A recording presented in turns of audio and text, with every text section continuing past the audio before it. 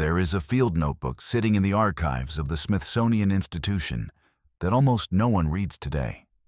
It was filled during the summer and fall of 1893 by Alice Fletcher, an ethnographer hired by the federal government to document the Ponca people of Nebraska, following decades of forced displacement, land seizure, and what one Bureau of Indian Affairs agent described in an 1880 letter as the near-total collapse of traditional life. Fletcher's assignment was to record what remained: language, songs, ceremonial structure, kinship systems.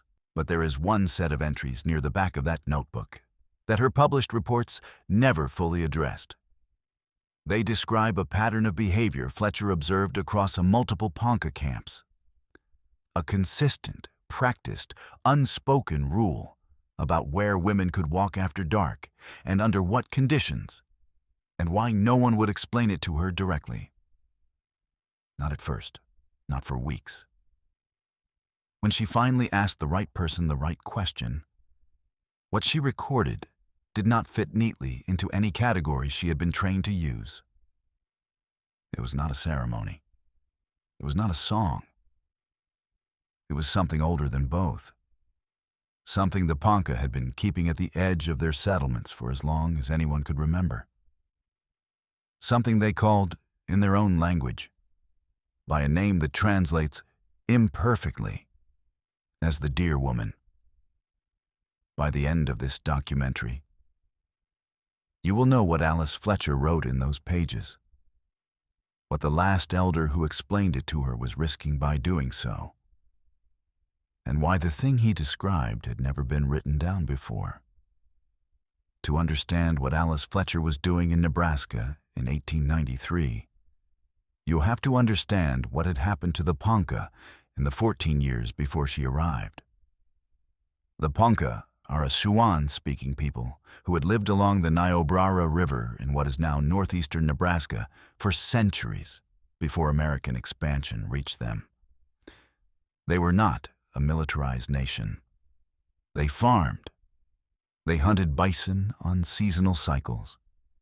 They maintained complex ceremonial traditions organized around a clan system that connected every individual to a specific role in the community's spiritual life. Those roles were not optional and not informal. They were encoded in the structure of the Ponca village itself, in who sat where, who spoke first, who carried what during a ceremony, and who was permitted to know certain things. That structure did not survive contact with American territorial policy intact. In 1877, the United States government removed the Ponca from their Nebraska homeland by force and relocated them to Indian Territory in what is now Oklahoma.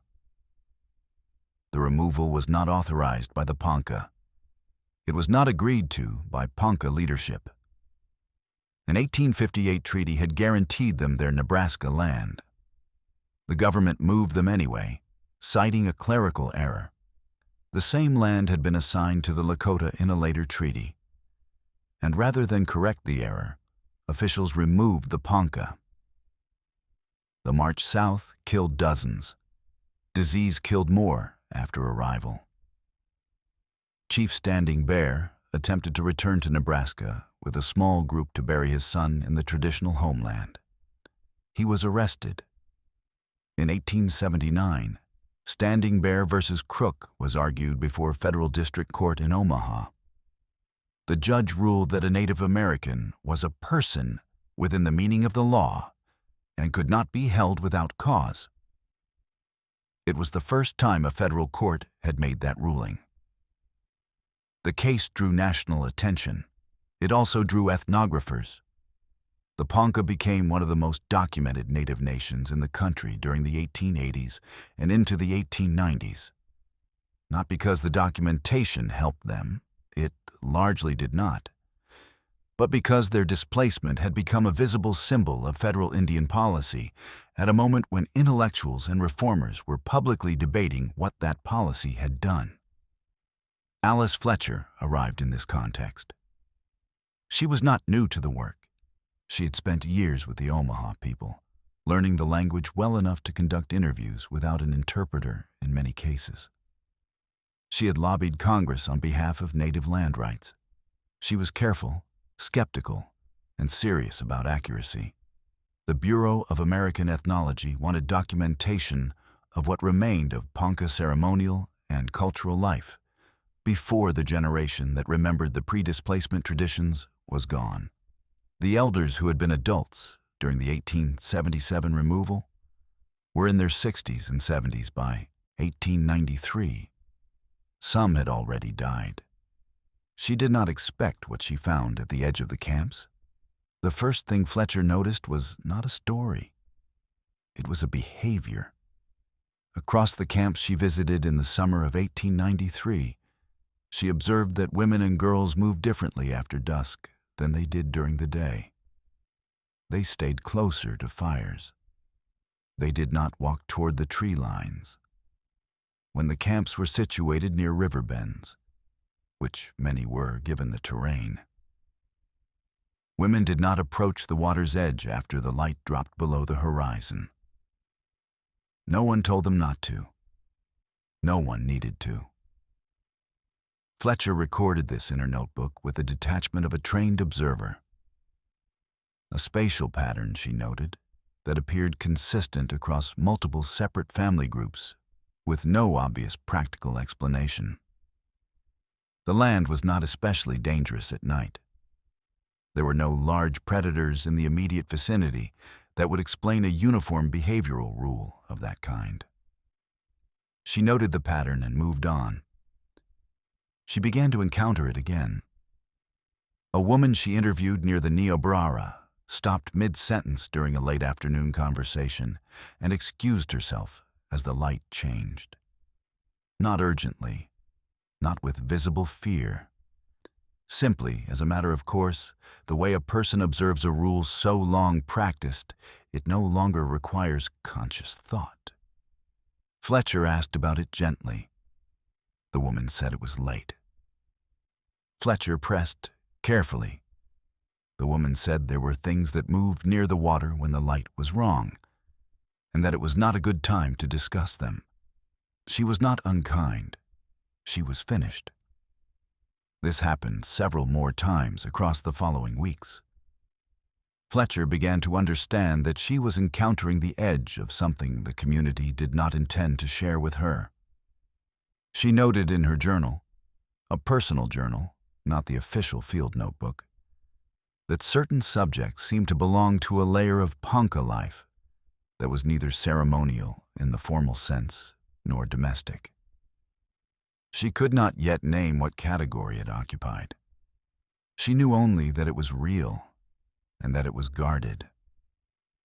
She had been working in the field for nearly 2 months before she met the man who would change what she understood about what she was seeing.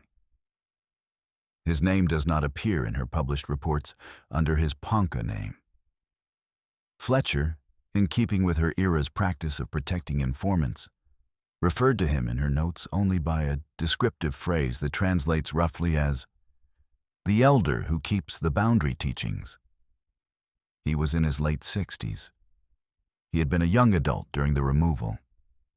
He had walked south in 1877 and returned north in the years afterward, when Standing Bear's legal victory opened a path back for some families. He had, by his own account as Fletcher recorded it, spent the decades since trying to keep intact the body of knowledge that governed how the Ponca related to the land around them. Not the ceremonial knowledge. That was held by others. Not the political knowledge that had been shattered by the removal and the trial. But a third category, older than either in his telling. The knowledge of what lived at the edges. He agreed to speak with Fletcher. He told her, in careful and indirect language, that she recorded as faithfully as she could what the dear woman was. Before examining what the elder told Alice Fletcher, it is worth establishing what was already known about the dear woman by the time she sat down in Nebraska in 1893. The deer woman is not a figure unique to the Ponca. She appears in the documented oral traditions of multiple plains and woodland nations: the Omaha, the Lakota, the Muskogee, the Ojibwe, the Kiowa, the Arapaho. She is not always called by the same name. The descriptions are not identical across nations, but several consistent elements appear in the earliest documented accounts, regardless of which tribe's records you examine. She appears as a woman. She is beautiful. She is often encountered near water, at dusk or at night, in places slightly removed from the main body of a camp or village. She's sometimes seen near deer. Her feet, in many accounts, are not human feet. They are hooves, or something close to hooves, partly concealed by clothing or by darkness. If you look directly at her face before she's ready to be seen, the encounter ends badly. The consequences of that encounter vary across traditions. In some accounts, a man who follows the deer woman loses his way and does not return. In others, he returns changed, unable to focus, unwilling to work, spending his days near the waterline, unable to explain what he is waiting for. In a smaller number of accounts, he does not return at all. The manner of his death is not described. What is consistent is the geography of the encounter. The deer woman operates at the margin, the edge of the camp, the boundary between the settlement and the open land, the place where firelight stops and darkness begins. Her presence is specifically associated with that transitional space, and the practical response across nearly every documented tradition is the same. After dark, you do not approach the margin alone. The earliest written records of the deer woman appear in the ethnographic work of James Owen Dorsey, who worked with the Omaha and Ponca peoples in the 1870s and 1880s. His 1884 publication, Omaha Sociology, includes several passing references to boundary figures associated with waterways and tree lines, though Dorsey did not collect the tradition in depth. He noted its presence and moved on. Fletcher had worked alongside Dorsey on Omaha materials before her Ponca fieldwork. She knew the deer woman existed in the documentation. What she did not know, until the summer of 1893, was what the Ponca understood about her in a way that Dorsey's records had never captured. What the elder told her was the part that had not been written down. The elder began, according to Fletcher's notebook, by correcting her framing. She had approached the deer woman as a story. He told her it was not a story. Stories were told at specific times, in specific contexts, by specific people who held the right to tell them. What he was about to describe was not any of those things. It was, in his phrasing as Fletcher translated it, a fact of the land. Something as real as the river's current and as constant as the behavior of deer at the water's edge at dawn. He said the deer woman was not something the Ponca had invented. She was something they had learned to recognize. There was a difference. You do not invent rain. You learn to read the sky before it arrives. Fletcher recorded this distinction carefully. It matters because it changes what the tradition is. It is not a cautionary tale designed to keep women close to camp. It is not a ghost story for children. It is a body of observational knowledge accumulated across generations about a specific kind of encounter that specific kinds of people, in specific kinds of places, at specific times of day, were liable to have. The elder told her that the Ponca had maintained what he called boundary teachings for longer than any living person could account for. These were not formally ceremonial in the way that the clan-based ritual calendar was ceremonial. They did not require specific leaders or specific seasons. They were the province of people who paid attention to the edges, people who understood that the land was not uniform, that certain stretches of riverbank and certain transitional zones between forest and open ground operated differently than the interior of a settled space. He described the deer woman not as a malevolent spirit, but as a being who occupied a specific ecological role in a landscape that included both visible and non-visible inhabitants.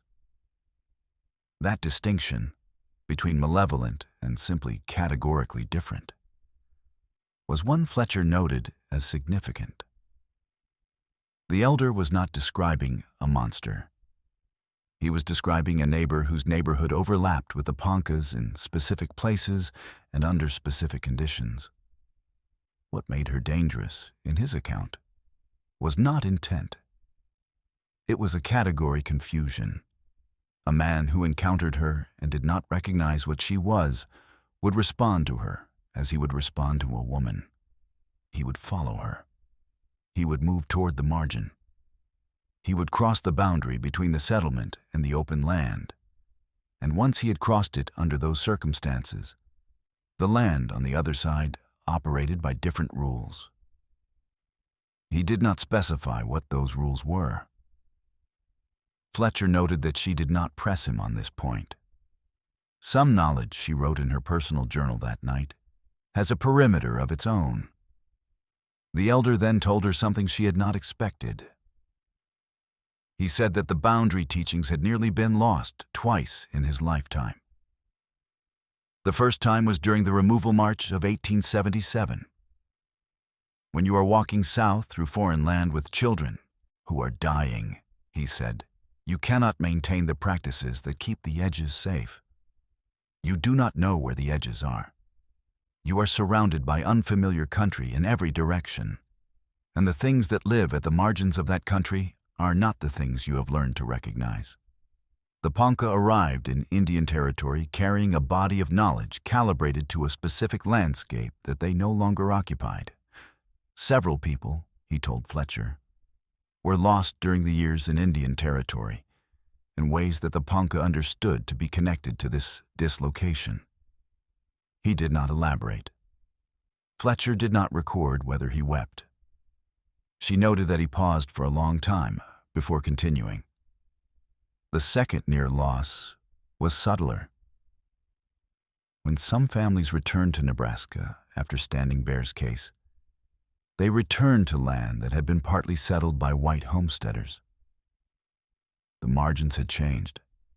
The river banks were different. The transitional zones between forest and field had been altered by agriculture. The elders said that there was a period of several years during which the boundary knowledge had to be relearned from the land itself, not from the elders, because the elders' knowledge was calibrated to a landscape that now existed only in memory. He had spent those years relearning by watching, by paying attention to where the deer moved at dusk, where the light behaved strangely, and where his own attention was drawn in ways he could not account for by ordinary cause.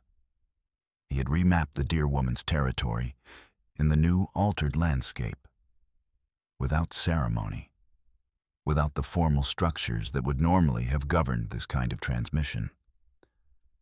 Because those structures had been broken. This was why he was speaking to Fletcher now. The people who should have carried this knowledge after him had not been taught it. Not because they were unwilling, but because the community had been too disrupted for too long. He had watched 2 or 3 people who might have learned it leave the community. One had died. One had returned from a government boarding school in the early 1880s, unwilling to discuss certain subjects.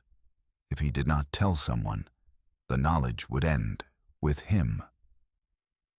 He had decided that someone who wrote things down was better than no one. Fletcher wrote it down.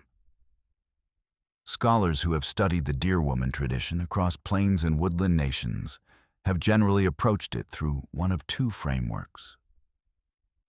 The first treats the deer woman as a cautionary figure, a narrative device designed to regulate behavior, particularly male behavior, within a community under stress.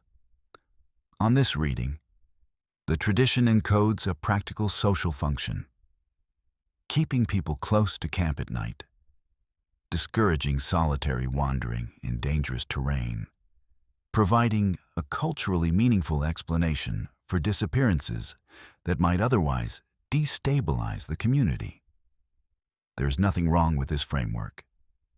It is well supported by comparative mythology and by the study of how other cultures use liminal figures to mark and enforce behavioral boundaries.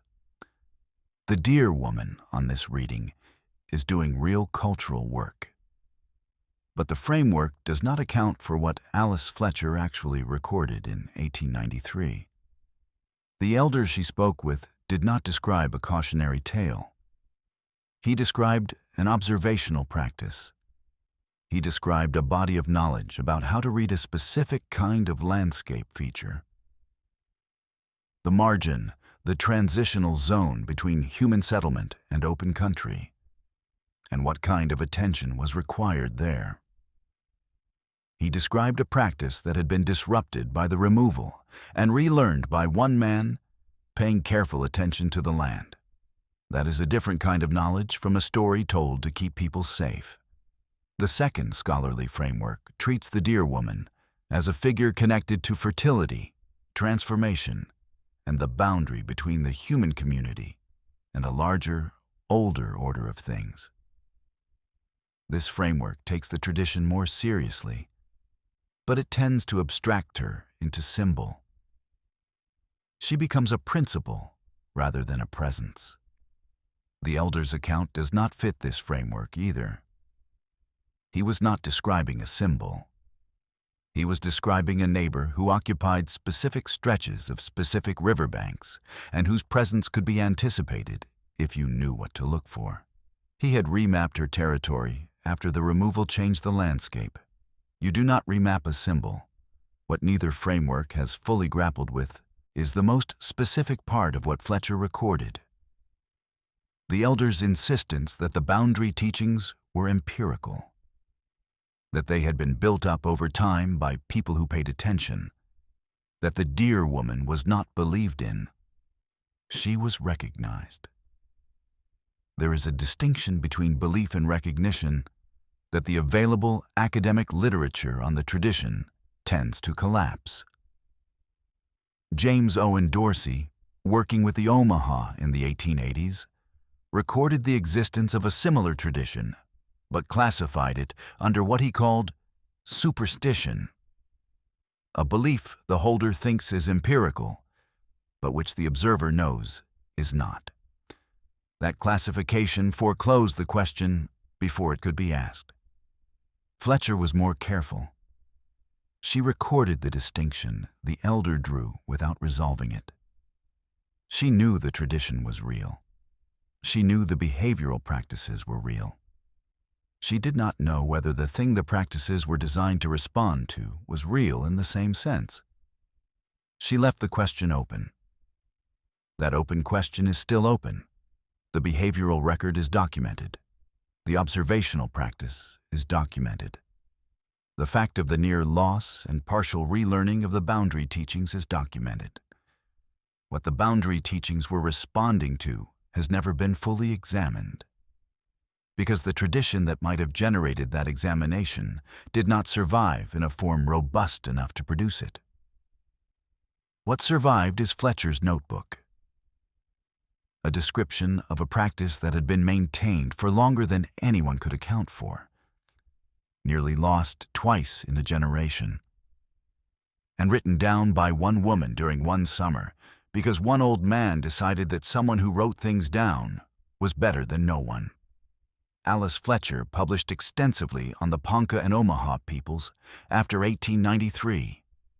Her major collaborative work, The Omaha Tribe, produced with Francis LaFlèche and published in 1911, runs to more than 600 pages. It covers kinship, ceremony, language, ecology, music, agriculture, and warfare in granular detail. The boundary teachings are not in it. Fletcher made a choice.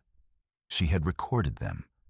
She did not publish them, and she did not explain why. There is no note in her correspondence explaining the omission. There is only the notebook and the gap in the published record where the boundary teachings should have been. Historians who work with Fletcher's archives have noted the gap without resolving it. One interpretation is that she considered the material too speculative. Another is that the elder had asked her not to publish. Whether this was one of those cases is not documented. What is documented is the result. The boundary teachings entered the written record once, incompletely, in a private notebook in 1893. The elder who transmitted them to Fletcher died within a few years of their conversation. The people who might have carried the knowledge forward in the Ponca community did not do so in any form that has been publicly documented. The deer woman tradition survived. It survived in the oral traditions of the Omaha, the Lakota, the Muskogee, and others. It survived in popular form. Today she appears in literature, in film, in the work of native writers who have drawn on the tradition on their own terms, from the inside. But the specific, observational, empirical version the elder described to Fletcher, the boundary teachings, the remapping, the understanding of the deer woman as a neighbor whose territory was specific and readable. That version does not appear in the subsequent literature. A particular way of knowing the tradition seems to have ended with the man who held it. Fletcher's notebook remains in the Smithsonian archives. It is accessible to researchers. The entries from the summer and fall of 1893 are legible, though Fletcher's handwriting was not always careful in field conditions. The relevant passages have been noted by at least 2 scholars working on Ponca ethnohistory in the last 30 years. Neither published a full analysis of them. The question they raise is not whether the deer woman exists. That debate belongs to a different kind of inquiry. The question they raise is this: when a body of knowledge is built up over generations through careful observation of a specific landscape, and then that landscape is taken away, and the people who carried the knowledge spend years relearning it in the new terrain, and then one man who completed that relearning dies without a successor. What exactly has been lost? Not a story. The elder was clear about that. Not a ceremony, not a belief, a practice, a way of reading the margin, a set of observations about what happens at the edge of human settlement when the light changes and the deer begin to move. That practice was written down once in a field notebook by a woman who was not sure what she was recording. It has not been written down since. The summer of 1893 is a long time ago. The camps Alice Fletcher visited no longer exist in the form she found them. The Niobrara River still runs through northeastern Nebraska.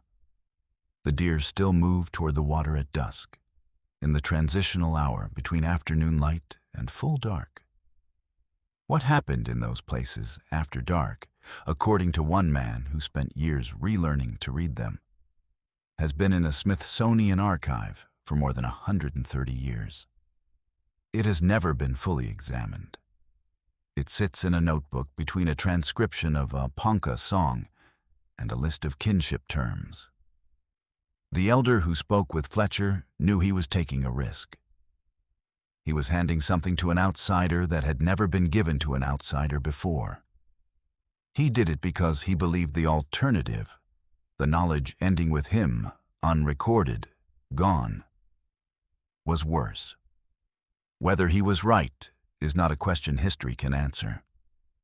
The knowledge he transmitted was partial even as he transmitted it. Fletcher's notes are complete enough to know what the tradition was, but not detailed enough to reconstruct the full body of observational practice he described. What she captured was the shape of something, not the thing itself. The deer woman is still discussed today. She appears in the work of Ponca, Omaha, Lakota, and Muskogee writers and artists who have returned to the tradition on their own terms, from the inside, in ways that do not depend on what Alice Fletcher wrote in 1893. The tradition is alive in that sense. But the specific knowledge the elder carried, the knowledge of where she was and when and what to look for, that knowledge had a precise location in one man's memory, in one community's practice, in one landscape that had been taken away and imperfectly returned. He gave what he could of it to the woman with the notebook. She wrote it down and did not publish it. He died. The camps moved. The landscape changed again. The notebook stayed in the archive. And somewhere near the water, in the hour when the light is wrong and the deer have gone quiet, the thing he spent years relearning to recognize goes on doing whatever it was always doing. He was not sure what that was. He was only sure it was there. That was enough for him to speak. That was enough for her to write it down. Whether it is enough to answer the question he left open, that is something each generation that returns to these records has to decide for itself. If you enjoy documentaries that explore forgotten history through original field records, ethnographic archives, and the specific moments when indigenous knowledge entered the written record for the first, and sometimes only time, consider subscribing. And before you go, what do you think Alice Fletcher should have done with what the elder told her? And what do you think was waiting near the water? Let me know in the comments. I'll see you in the next documentary.